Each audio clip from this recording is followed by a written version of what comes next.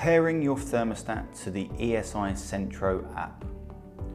To pair your thermostat to the ESi Centro app, first follow the instructions on the Centro app until you see the screen requesting that you follow the instructions on the thermostat for the pairing process.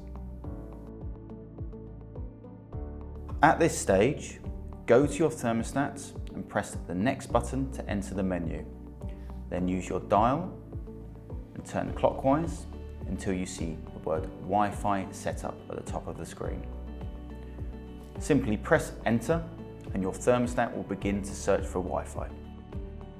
Once successfully connected to the Wi-Fi, you will see the word success appear at the bottom of the screen, and then the thermostat will default back to the home screen. Wi-Fi pairing mode. To put your ESi Wi-Fi hub into Wi-Fi pairing mode, simply hold down the left-hand button under RF until you see the right-hand button under Wi-Fi begin flashing red. The flashing red indicates that the hub is now in Wi-Fi pairing mode.